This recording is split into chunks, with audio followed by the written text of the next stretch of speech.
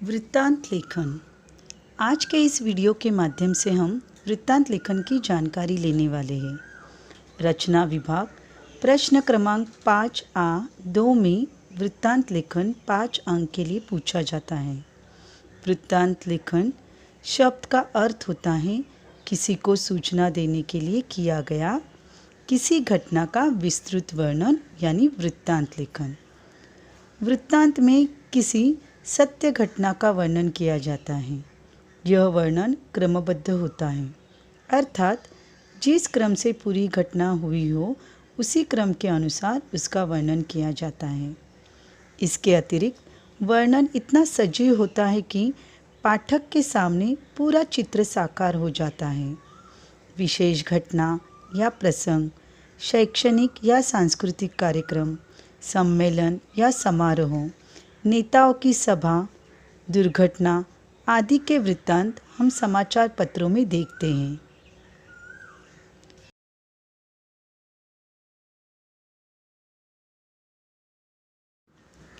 वृत्तांत लेखन के लिए आवश्यक बातें।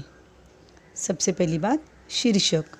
वृत्तांत को एक उचित शीर्षक दें, यानी कि वृत्तांत लेखन में वृत्तांत को एक छोटा और आकर्षक शीर्षक देना चाहिए। दूसरी बात, स्थान। वृत्तांत या घटना का स्थान लिखें, यानी कि वृत्तांत लेखन करते समय स्थान मतलब घटना जगह का विशेष उल्लेख करना आवश्यक है। तीसरी बात, दिनांक। वृत्तांत का दिनांक लिखें। वृत्तांत लेखन में दिनांक या समय का विशेष महत्व है।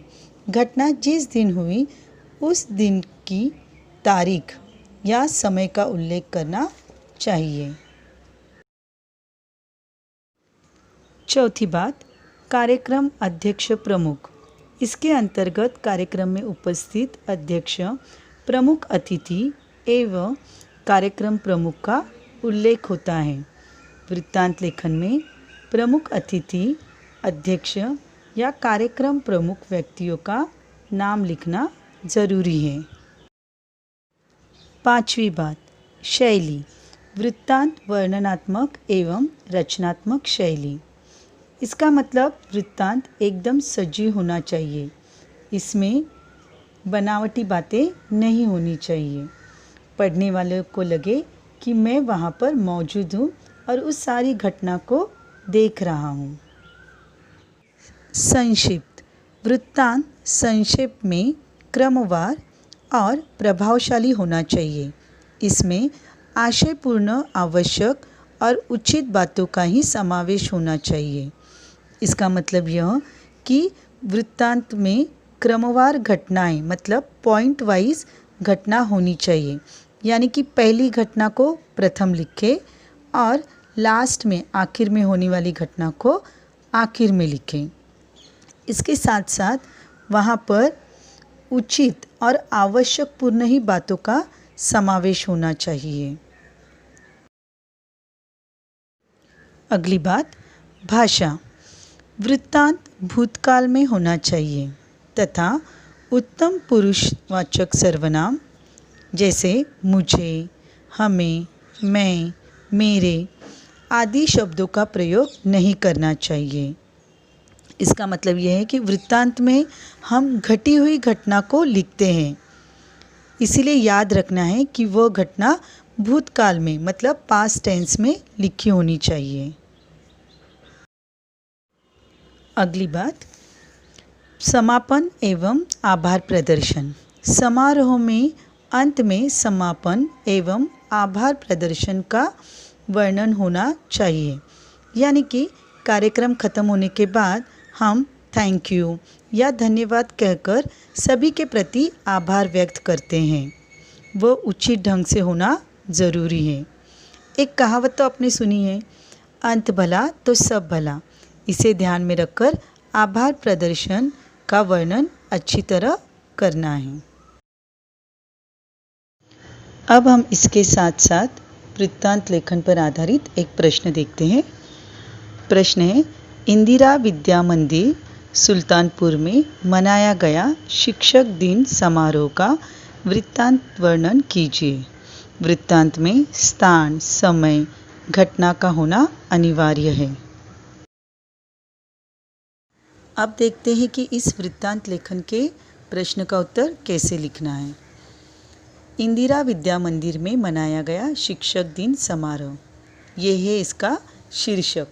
देखिए, वृत्तांत को जैसे कहा गया था एक छोटा और आकर्षक शीर्षक देना है, तो इस प्रकार से इंदिरा विद्या मंदिर में मनाया गया शिक्षक दिन समारोह।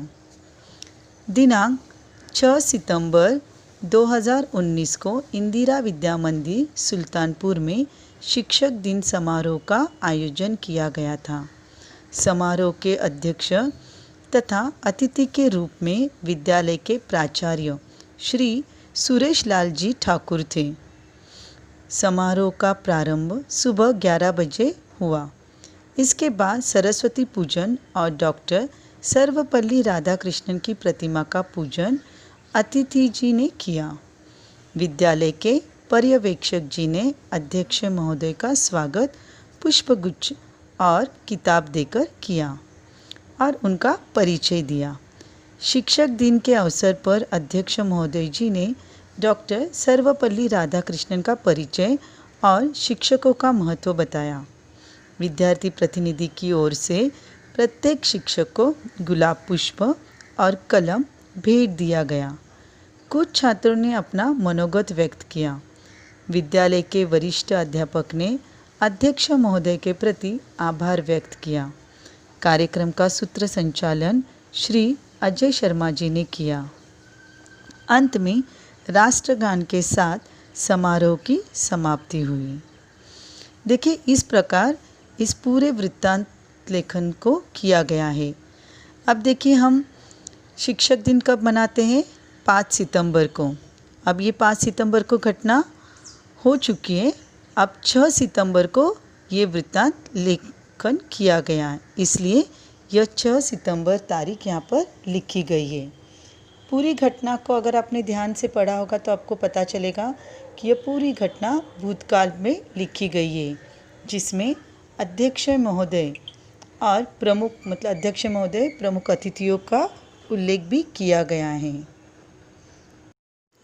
तो बच्चों, आज हमने इस वीडियो के माध्यम से वृत्तांत लेखन की पूरी जानकारी प्राप्त की है। मुझे आशा है कि आप सभी को यह समझ आई होगी। धन्यवाद।